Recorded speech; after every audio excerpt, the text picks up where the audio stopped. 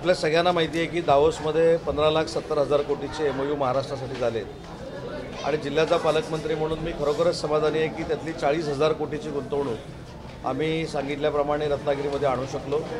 VIT semiconductor 19,550 कोटीचा प्रकल्प आहे आणि धीरूभाई अंबानी डिफेन्स क्लस्टर जे आहे ते 14,000 कोटीचा प्रकल्प आहे। सुमारे 40,000 कोटी रुपये या रत्नागिरी जिल्ह्यामध्ये खर्च होणार आहेत। त्याच्यामुळे रत्नागिरी जिल्ह्याचीच नव्हे तर पूर्ण कोकणाची आर्थिक परिस्थिती ही सुबकता येण्यासारखी होईल याची खात्री आहे आणि त्याची लँड अलॉटमेंट जी आहे एका प्रकल्पाला आम्ही दिलेली आहे आणि दुसऱ्या प्रकल्पाची लँड ॲक्विजिशन येत्या 2 महिन्यामध्ये पूर्ण होईल। सर याच्यातनं साधारण किती रोजगार निर्मिती होईल असं अंदाजे? धीरूभाई अंबानी डिफेन्स क्लस्टर जो आहे त्याच्यामधनं सुमारे डायरेक्ट इनडायरेक्ट 6,000 लोकांना रोजगार मिळेल आणि VIT सेमीकंडक्टर याच्यामधनं सुमारे 20,000 मुलामुलींना रोजगार मिळेल। सर काल पुन्हा एकदा संविधानासंदर्भामध्ये उद्धव ठाकरे यांनी बोलताना पाहायला मिळाले, तरी संविधानाचा अपमान केला तर पुन्हा एकदा धडा शिकवू अशी त्यांनी शब्द वापरले। काय संविधानाचा अपमान करणारे कोण आहेत? संविधान कोणी दिलं तर आपल्याच जिल्ह्याचे सुपुत्र भारतरत्न डॉक्टर बाबासाहेब आंबेडकरांनी दिलं। त्यांचं गाव आपल्या जिल्ह्यामध्ये आहे आणि मला असं वाटतं की केंद्र शासनाचे पंतप्रधान यांनी 3 वेळा पंतप्रधान व्हायच्या अगोदर ते कोणाला जर नतमस्तक झाले असतील तरी संविधानाला नतमस्तक झाले। फेक नरेटिव्ह सेट करून काही मतांचा फायदा नक्की काँग्रेस, UBT आणि शरद पवार साहेबांच्या राष्ट्रवादी काँग्रेस पक्षाला झाला असेल, परंतु विधानसभेमध्ये हा फुगा आम्ही फोडून टाकलेला आहे। त्याच्यामुळं आता काहीतरी एखादा विषय पाहिजे म्हणून संविधान यात्रा संविधान दिंडी असा काहीतरी कार्यक्रम सुरू झालेला आहे। मला असं वाटतं की याच्यामध्ये आता लोकांना किती राजकारण आहे हे देखील बघायला मिळतं आहे आणि मला असं वाटतं की संविधानाच्या बाबतीतली आदराची भूमिका ही आमची पूर्वी देखील होती, आता देखील आहे, भविष्यात देखील राहणार आहे आणि जो कोण संविधान बदलण्याचा प्रयत्न करण्याचा विचार देखील करेल तर त्याच्या विरोधात शिवसेना उभी राहील। तर BMCला सुद्धा या ठिकाणी उद्धव ठाकरे गट जो आहे तो स्वतंत्र निवडणूक लढवताना पाहायला मिळेल अशी शक्यता वर्तवली जाते, काय उत्तर असेल? स्वतंत्र ते का लढत आहेत त्याची माहिती आपण सगळ्यांनी पहिल्यांदा घेतली पाहिजे। लोकसभेला एकनाथ शिंदे साहेबांच्या नेतृत्वाखाली उठाव करून शिवसेना ज्यावेळी धनुष्यबाणावर लढली त्या पूर्वीच्या UBTची अनेक मतं ही आमच्यासोबत आली। विधानसभेला देखील जवळजवळ 17-18 लाखांना मतं UBTपेक्षा आम्हाला जास्त आहे आणि एक जी वोट बँक होती काँग्रेसकडे मुस्लिम बंधू भगिनींची ती नक्की ट्रान्सफर UBTकडे झाली, याच्याबद्दल तुम्हाला मान्यच करावं लागेल। आणि काँग्रेसच्या मनामध्ये देखील शंका निर्माण झाली की आमची जी परमनंट वोट बँक होती मुस्लिम समाजाची ही आता UBTकडे गेलेली आहे आणि UBTला असं वाटायला लागलं की आपलं हिंदुत्व संपलेलं आहे, कारण महाराष्ट्रातली जनता आता फक्त मुस्लिम बंधू भगिनींचीच मतं तुम्हाला मिळतात अशा पद्धतीचा प्रचार करतात। त्याच्यामुळे दोघांची ही असहाय्यता होती बाजूला होऊन निवडणूक लढणं आणि त्याच्यामुळंच आम्ही पुन्हा एकदा हिंदुत्वाचे वारसदार आहोत हे दाखवण्यासाठी UBT लढत आहे आणि काँग्रेस आम्हीच मुस्लिम समाजाचे उद्धार करते आहोत हे दाखवण्यासाठी ते सेपरेट लढत आहेत। ज्यावरती काँग्रेस पण असं म्हणालं की नाना पटोले असं म्हणाले याच्यावरती की जर उद्धव ठाकरे गट स्वतंत्र लढणार असेल तुमचं स्वागत आहे। एकंदरीत कुठेतरी महाविकास आघाडीमध्ये पुन्हा खटखट महाविकास आघाडीमध्ये काय चाललं आहे हे माझ्यापेक्षा तुम्हीच सांगू शकता आणि टीव्हीवर दाखवू शकता। काल परवापर्यंत म्हणजे अमित शाह साहेबांबद्दल UBTचे पक्षप्रमुख असं बोलले की ती वाघनखं जी आहेत त्याचा उपयोग कोथळा काढण्यासाठी करणार आहोत। आता कदाचित देवेंद्रजी आल्यानंतर पुन्हा ते सगळे देवेंद्रजींना जाऊन भेटतील। नरेंद्र मोदी साहेब याच्या अगोदर त्यांच्यावर देखील वाटेल त्या खालच्या दराची टीका या लोकांनी केली, पुन्हा ते देवेंद्रजींना जाऊन भेटले। त्याच्यामुळे नक्की राजकीय धोरण UBTचं काय आहे हे मला तर कळत नाही, तुम्हाला कळत असेल तर तुम्हीच त्याचं विश्लेषण केलं पाहिजे।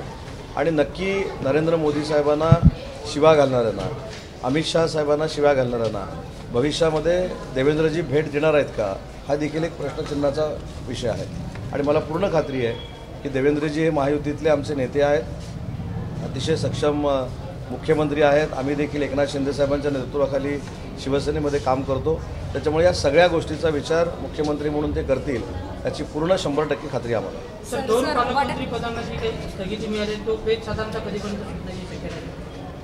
मी अनेक वेळा तुम्हाला सांगितलं आहे, परत एकदा सांगतो की पालकमंत्री कोण करणं हे मोठे जे विषय आहेत हे कदाचित माझ्या ताकदीचे पण नाही, परंतु पालकमंत्री जाहीर करणं हे सगळे अधिकार मुख्यमंत्री महोदयांना असतात। आमचं अलायन्समधलं सरकार आहे, महायुतीचं सरकार आहे, त्याच्या मुख्यमंत्री महोदय एकनाथ शिंदे साहेबांची अजितदादांची चर्चा करतील आणि लवकरात लवकर त्याच्यातनं मार्ग काढू.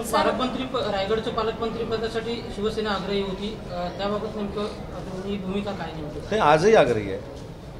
शिवसेना म्हणून माननीय भरतशेठ गोगावले यांना पालकमंत्री मत मिळालं पाहिजे ही एक शिवसैनिक म्हणून माझी देखील भावना आहे आणि ही भावना आम्ही शिंदेसाहेबांकडे मांडलेली आहे. सर, उबाटा गटाचे 8 मोठे पदाधिकारी नेते आपल्या पक्षामध्ये येण्यासाठी इच्छुक आहे म्हणून सोशल मीडियावर सगळीकडे ट्विट पण काल आलेले आहे. तर ते मोठे नेते कोण असतील? नाही, मोठे नेते म्हणण्यापेक्षा जिल्ह्याची परिस्थिती परवा तुम्ही बघितली. या तालुक्यामध्ये काय परिवर्तन झालं, या जिल्ह्यामध्ये देखील आता परिवर्तन होणार आहे. या 5-6 दिवसामध्ये फार मोठं परिवर्तन होईल. तसंच महाराष्ट्राच्या प्रत्येक जिल्ह्यामध्ये होणार आहे. तर कालचं उदाहरण घ्या.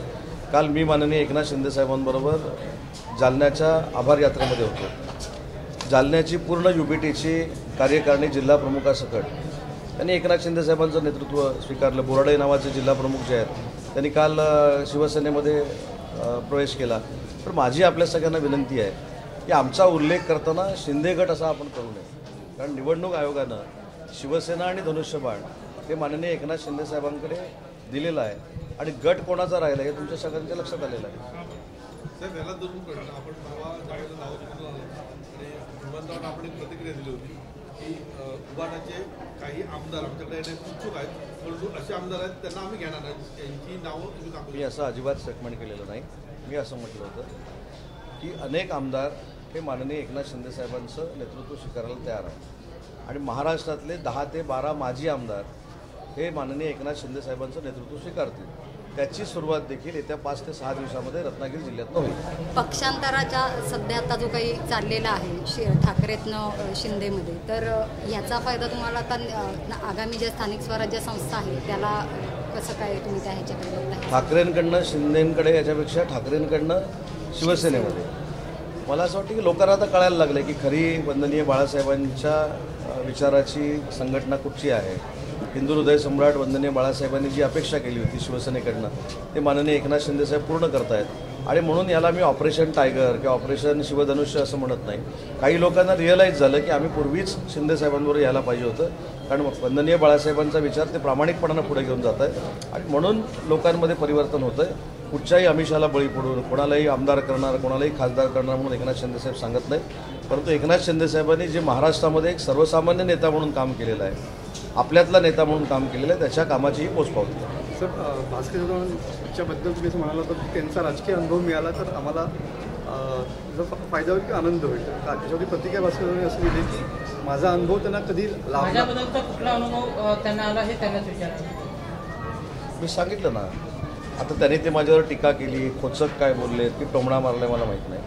पण आजही माझं पुन्हा एकदा रेकॉर्डवर हे म्हणणं आहे की कुठच्या पक्षात कुणी राहावं हा प्रत्येकातला लोकशाहीतला एक भाग आहे. परंतु भास्कर जाधव साहेब हे सिनियर आमदार आहेत, ते मंत्री राहिलेले आहेत, त्यांना संघटनात्मक मांडणी कशी करायची हे माहिती आहे. ते एका पक्षाचे प्रदेशाध्यक्ष होते आणि म्हणून मी बोललो की ते नाराजीनं जे काही वक्तव्य त्यांनी केलं होतं त्याच्यावर मी असं बोललो होतो की ते जर मार्गदर्शक म्हणून आम्हाला लाभले तर आमचा त्याच्यात फायदा आहे. त्यांनी काय चुकीचं बोललं.